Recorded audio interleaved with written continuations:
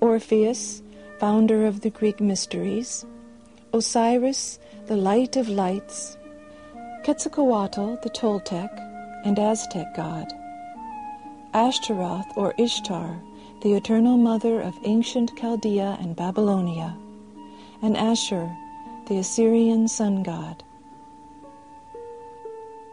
In an alcove of the south wall, there are life-size statues of both founders, made by the Indian sculptor Govinda Pillai. The statue of Madame Blavatsky was dedicated 8 years after her death by Colonel Olcott. Under the statue, a portion of her ashes were enshrined.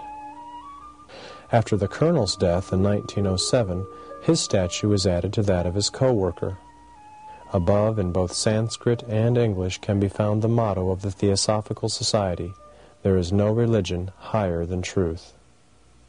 To this day, the hall is used as the location of many lectures and ceremonies, and can hold upwards of 300 people.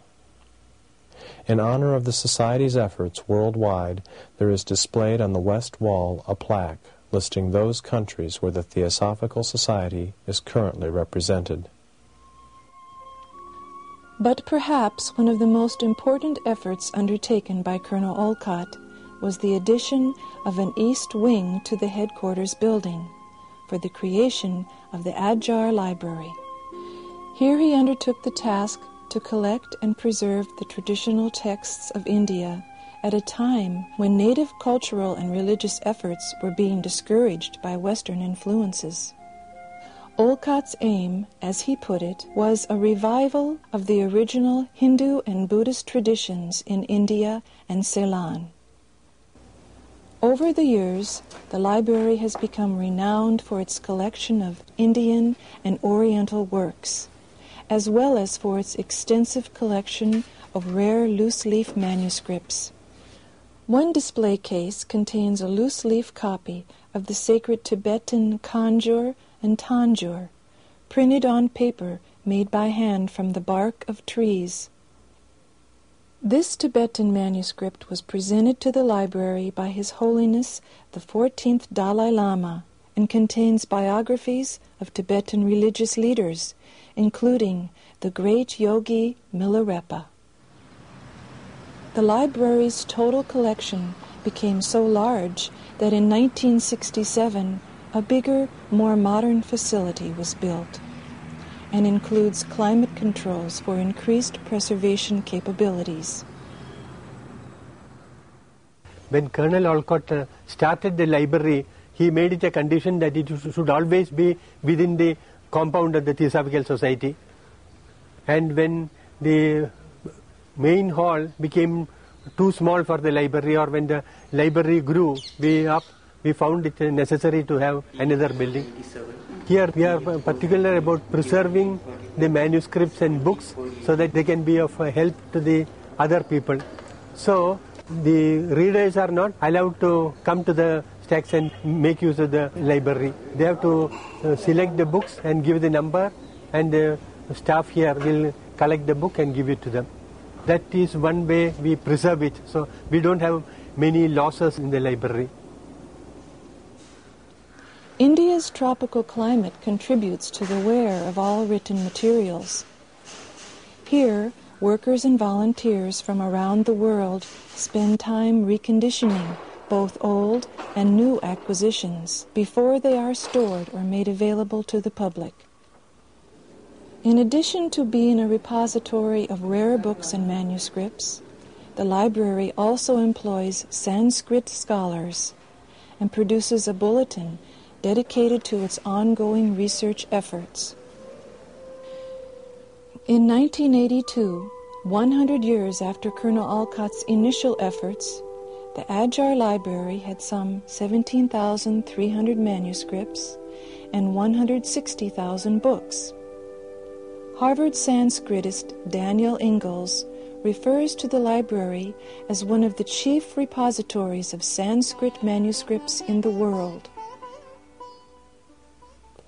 After the Adyar Library relocated, the east wing of the headquarters building was turned into a museum for the display of items related to the Theosophical Society's long history. Portraits of many well-known theosophists hang on the museum walls, and one can find in the many display cases various memorabilia, even original lecture notes of some of the Society's leading figures. This address was given by Annie Besant at the 32nd Indian National Congress of 1917. Even the office chairs used by both Madame Blavatsky and Colonel Olcott are displayed here. Included in the collection is the famous painting The Messenger, done by the artist Nicholas Roerich, and given by him to the Theosophical Society in honor of Madame Blavatsky's great contributions for theosophy. There are also excellent examples of rare religious art and statuary. On rare occasions, special exhibits from the archives are given of some of the more notable pieces not normally on display. Here, convention delegates at the 1991 convention are viewing items related to Madame Blavatsky in celebration of her passing 100 years earlier. This is the famous teacup and saucer, reported to have been produced psychically by her. Additional items that she was to have psychically precipitated were also included in the exhibit, such as these paintings of Yogi Tiruvala and Theosophist Stanton Moses. Also on display were many autographed texts and first printings of theosophical and related writings, either written or used by H.P.B. On the title page of her personal copy of The Voice of the Silent she wrote, "From H.P.B. to H.P. Blavatsky, with no kind regards," indicating a rather humorous but apparent displeasure with the limitations she saw in herself. This is the proof of the first cover of the Theosophist magazine. It was in the ongoing publication of this journal that Blavatsky spent so much of her time in those early years at Adyar, as both writer and editor. The editorial office for the magazine is currently situated in the southeast section of the main headquarters building.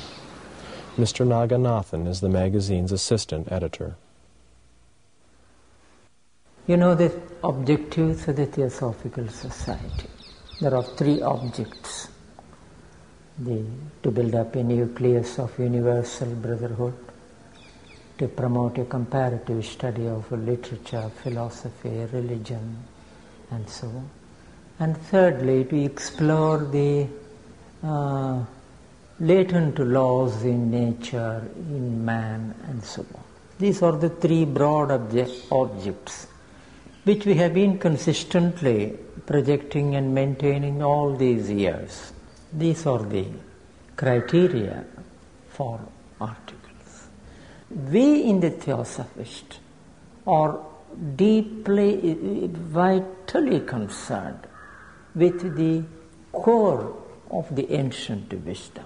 Quite a number of subjects seem to be, to me, a bit peripheral. I would put them on the outer margin. Whereas we deal with Brahmavidya, the ancient wisdom in its core aspect. We have got a number of articles which project the Christian, in terms of Christian associations and Christian idiom. A number of articles have come projecting the same thing. I do not think that the difficulty arises as this is a purely Hindu or a purely Buddhist presentation. I don't think it doesn't. No true Christian or no true follower of Jainism will find any difficulty in assimilating what we are writing and what we are. In addition to the Adyar Library, Colonel Olcott was also responsible for the placement of the 5 ancient gopurams or trilithons which adorned the estate. They were brought from the ruined temple site of old Chandragiri and are over 2,000 years old. Each one is sculpted with ancient Hindu symbols and deities. The trilithon nearest the main gate was presented to the king